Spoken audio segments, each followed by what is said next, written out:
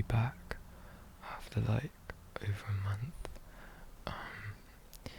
So yeah, sorry for the delay on this one, but yeah, it's nice to have all the support that I'm getting, all the like uplifting, supportive comments for what I'm making. So thanks very much. And today I'm back in the daylight for the first time. And I'm going to try and intersect a few requests. So I'm going to go through some of my book collection. I'm going to do it in a soft spoken. I'm going to try and not get too excited. And I'm going to try and leave out too much of the tapping and the other triggers as per requested. So yeah, I hope everyone enjoys, and yeah, hopefully I can get back into a system of posting more regularly.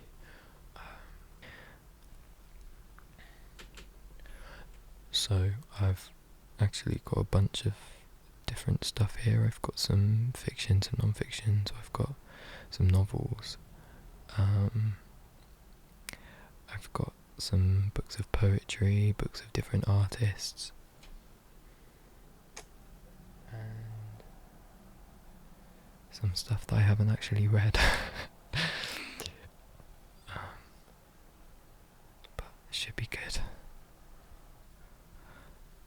So we'll kick things off with Norwegian Wood by Haruki Murakami. I read this one last year. It was recommended to me by a couple of different people. I was looking for stuff to read, and I messaged a few different people for recommendations, and this one came up in a couple, so I thought this would be a good one to start with.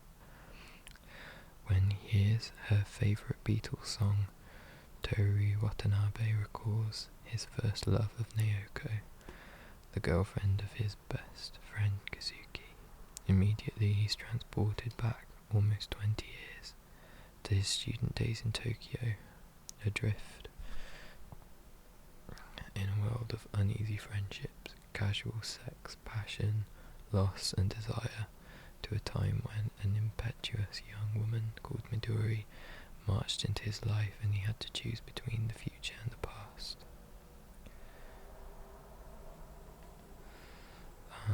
Yeah, I really enjoyed this book. I enjoyed the layers to it, the depth to it, the fact that you kind of are independent. I think as a reader you're independent from the protagonist, and it's like narrated in the first person, so you're kind of very close to this character, but I think I found myself quite critical of them. I mean, they were just going around shagging everyone. They were like I just found myself quite critical of the main character, but really really compelled to it. So yeah, this one was really compelling. It's really sad and beautiful, and yeah, the description of the scenery is really beautiful. So yeah, good one.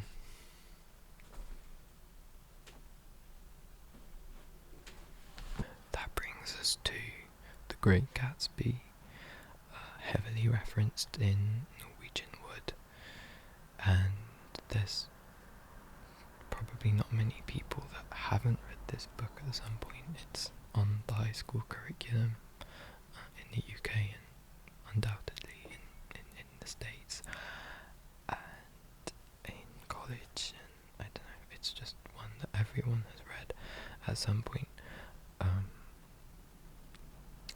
In the canon of Western literature. Yeah, I enjoyed this book.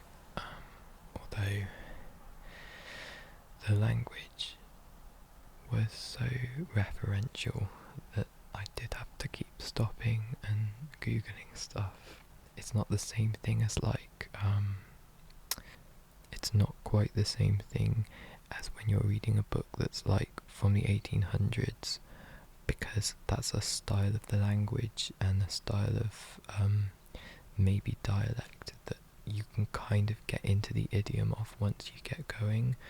But this was just constantly referencing stuff that if you don't know it, then you don't, like, it won't make sense.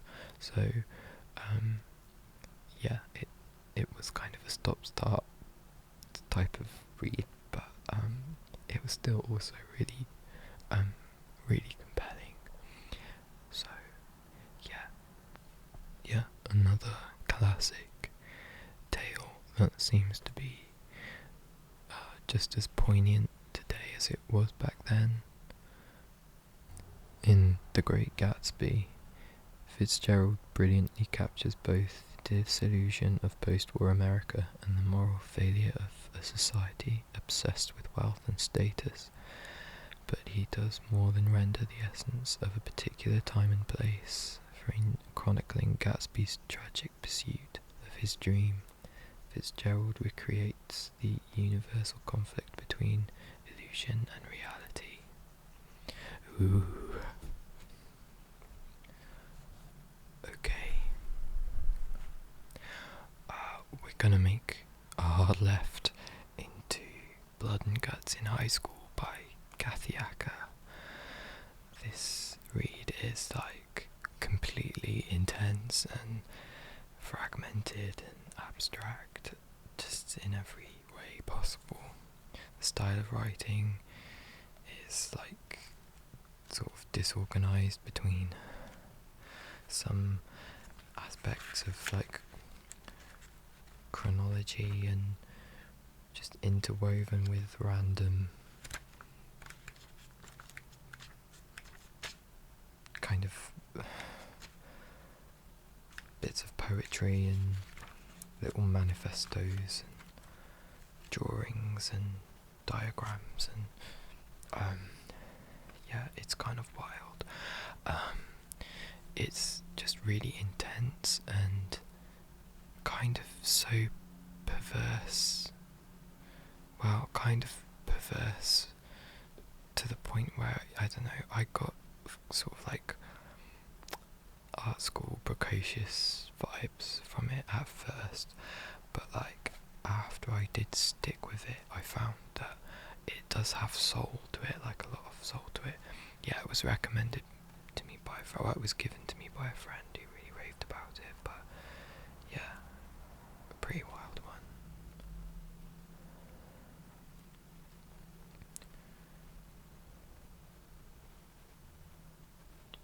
This is the story of Janie.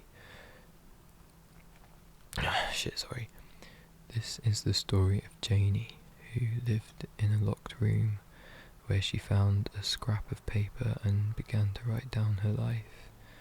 It's a story of lust, sex, pain, youth, punk, anarchy, gangs, the city, feminism, America, Jean Genet, and the prisons we create for ourselves. A heady, surreal mashup of coming-of-age tale, prose, poetry, plagiarism and illustration.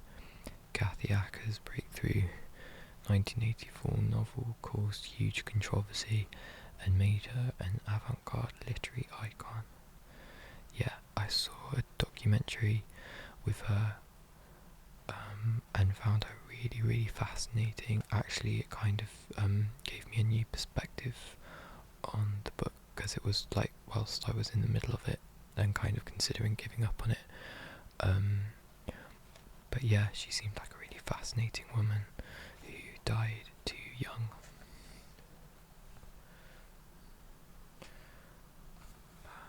Next I've got Book of Longing by Leonard Cohen. It's a book of his poetry.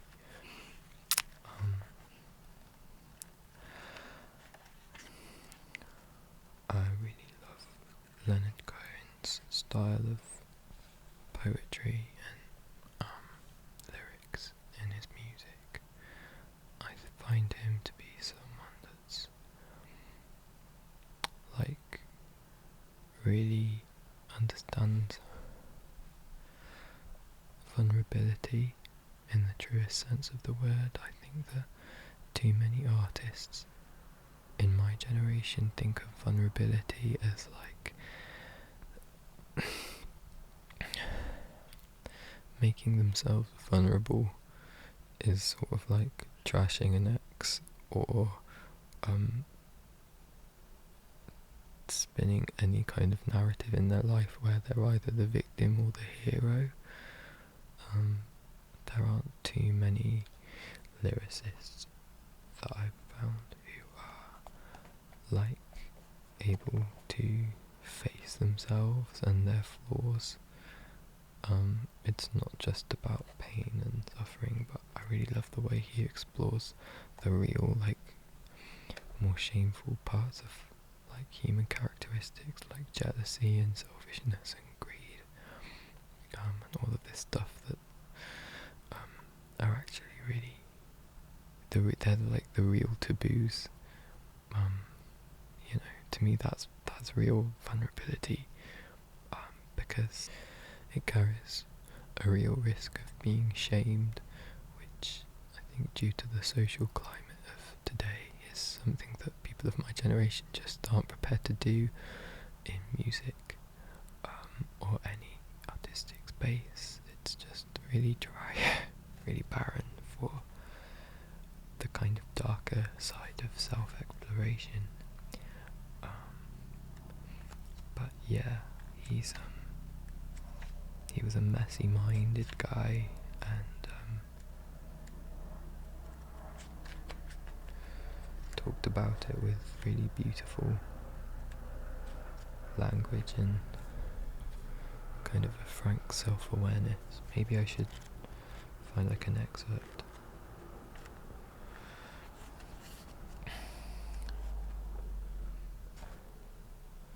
I get up too late, the day is lost. I don't bless the rooster. I don't raise my hands to the water. Then it's dark, and I look into all the spots on Rue Saint-Denis. I even talk religion to the other wastrels who, like me, are afternoon women. In bed I fall asleep in the middle of a palm, which I'm reading for a magic cure.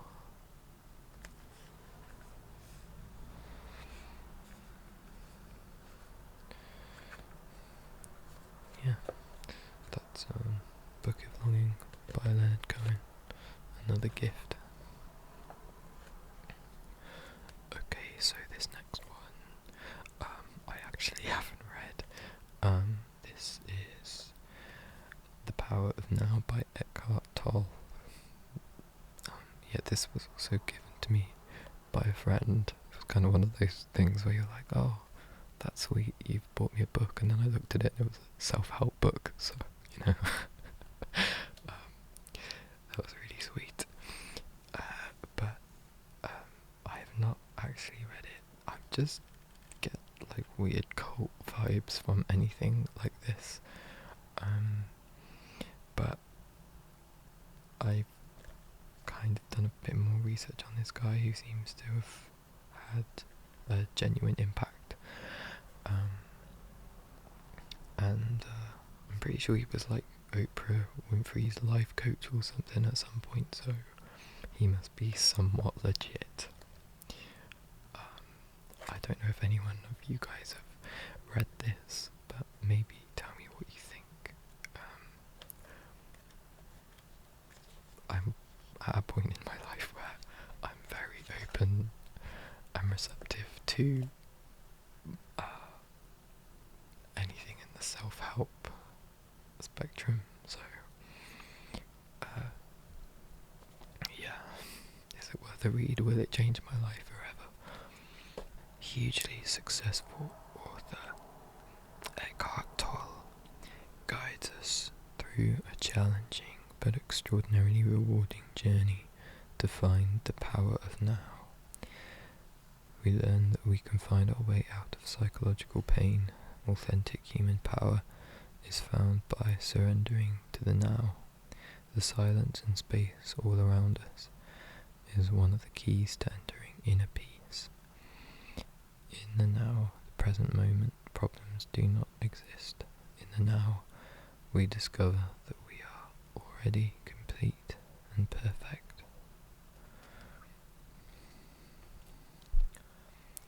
So the next one I've got is an English classic, Wuthering Heights by Emily Bronte.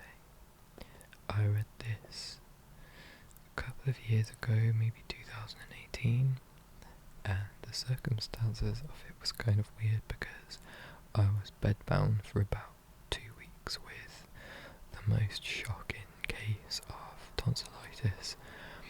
It was the bacterial kind, and everything was just like clogged up down the back of my throat. It's the most, probably the most ill I've ever been, other than maybe swine flu. It was pretty horrendous, and I think anyone that knows, when you get sick like that and you can't sleep, after a couple of nights without sleep, you really lose your shit and you go crazy. So I was in the middle of like a 2-week-long fever dream. Yeah, I was just in so much pain that I just wasn't functioning anymore. I wasn't functioning, I wasn't like cognizant, I was just like completely fragmented. And in the middle of all that, I read this book, which is kind of about a woman who goes crazy. But yeah, I really, really enjoyed this book. It's kind of like I was saying before, it's like the style of the language is, I guess like if you're not like a lit student, then it might be a bit sort of jarring at first, but I really found that I could get into the idiom of it. But it's just really grim and dark and theatrical and like just full of like this irresolute frustration, kind of romantic sexual frustration, I don't know. But yeah, it was pretty incredible. So yeah, I recommend this one. I've never read a book of this time period before. I've never read a Bronte novel before. So I don't know quite what compelled me to read this, other than, yeah, I think I probably just read this because of the Kate Bush song. But yeah, I'm really glad I did. Cathy and Heathcliff, childhood friends, are cruelly separated by class, fate, and the actions of others. But uniting them is something even stronger, an all-consuming passion that sweeps away everything that comes between them, even death. Next, I've got a book about Econ. It's like just a discussion of his life and work, with just some really beautiful pictures, photos of his work.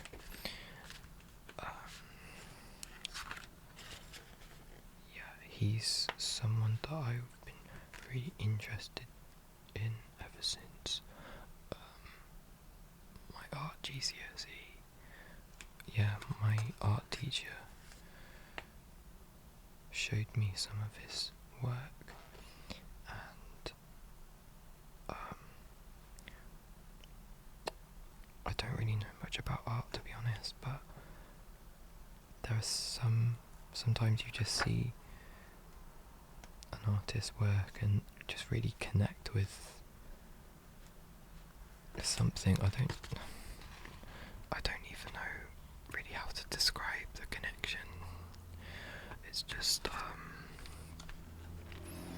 just the style of the, like, self-portraits that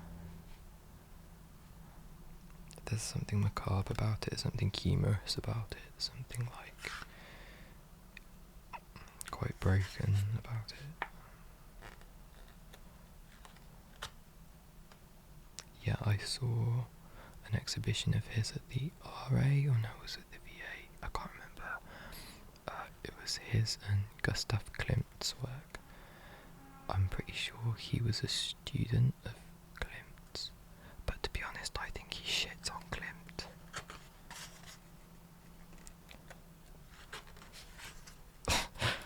Not that art's a competition, you know. Yeah. Unfortunately, I think he did have quite a fucked up life. Most people that we idolise in the art world do, so.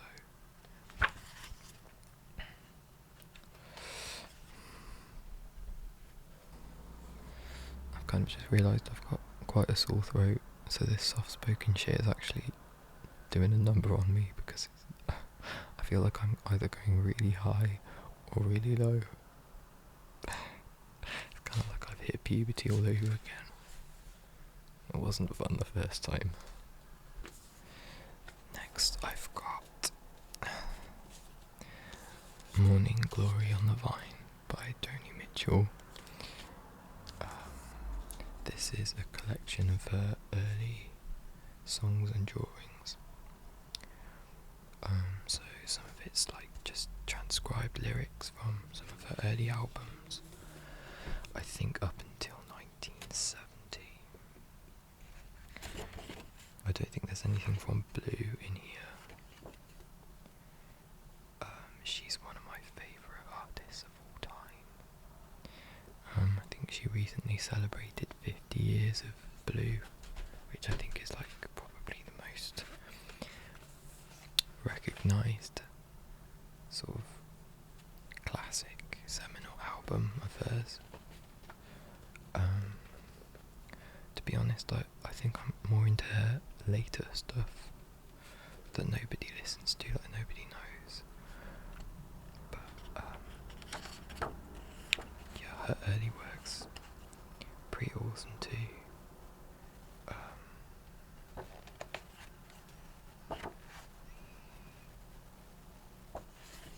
I love her artwork and her painting, like her oil paintings especially, but I think I'm probably less of a fan of her illustration styles in this book. So now I can just show you guys a little kind of snippet. But what I do love about this book is some of the like standalone poems that I've never seen before. Actually, I love this. This is really cool. Yeah, she has a really clever way of creating like completely like distinctive character in these like little single line drawings. I think that's wild how people can do that.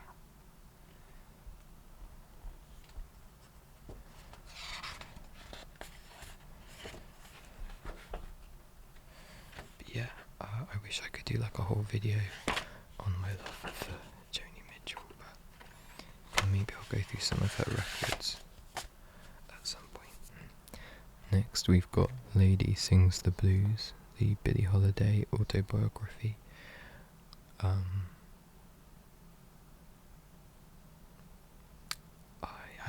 So I haven't read this one yet either. I got it for my birthday not too long ago. I've watched the documentary on Billie Holiday.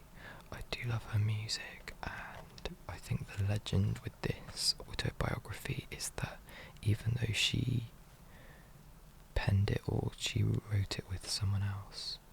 But actually, a lot of it is bullshit. So yeah, I'm quite excited to read this.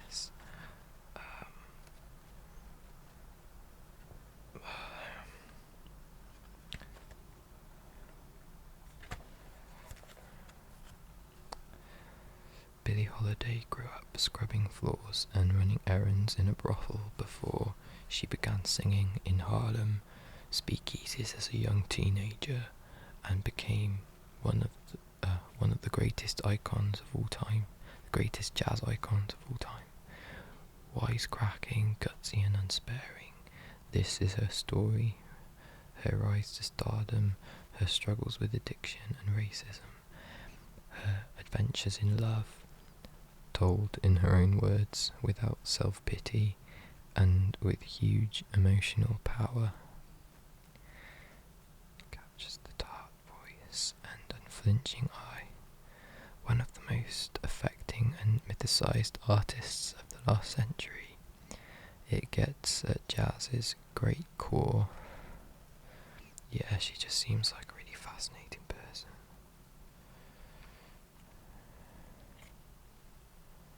Yeah, and I feel like there is something really lost from previous generations about a kind of unflinching lack of self-pity that there really was to the jazz era.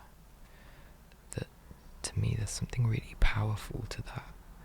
I think in music, like from the sort of 60s onwards, and especially today, we're used to these really overtly self-pitiful outpourings of emotion, but what I really love about jazz, and I think what Billie Holiday represents, what she encapsulates in her singing, in her music, is that sense, that tension between a lack of self-pity and kind of smiling through pain, and then everything kind of just cracking behind it. There's like an amazing tension to that I think you can only really find it in jazz music. So there's a few more that I could go through, but I think I'm gonna leave it because my voice is kind of sore and I'm getting tired.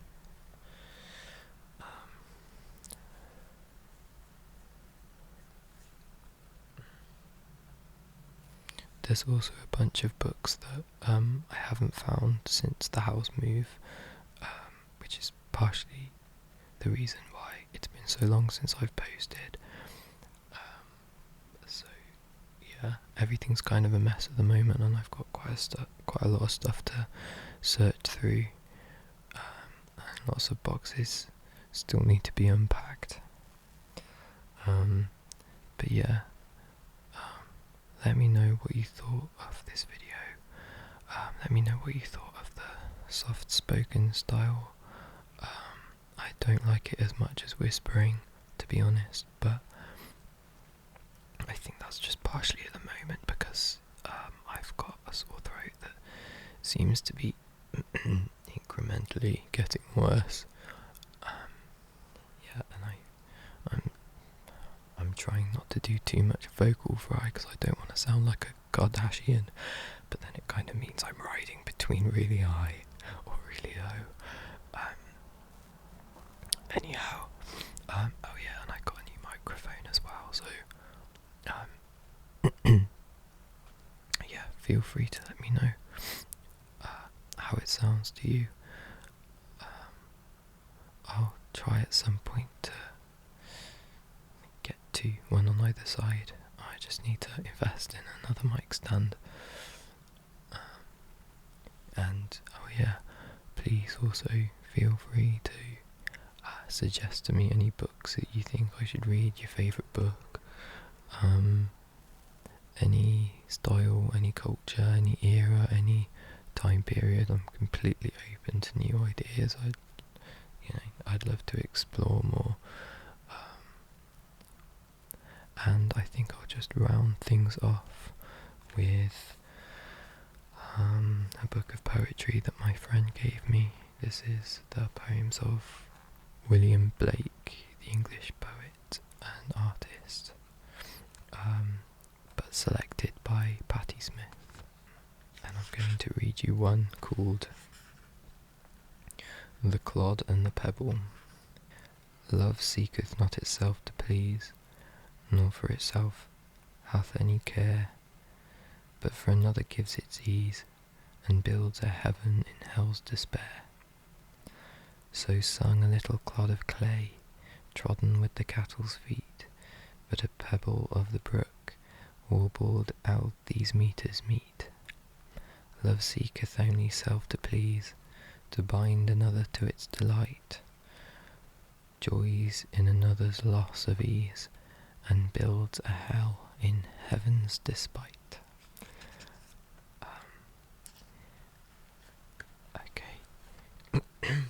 Yeah, I think that'll do it, guys.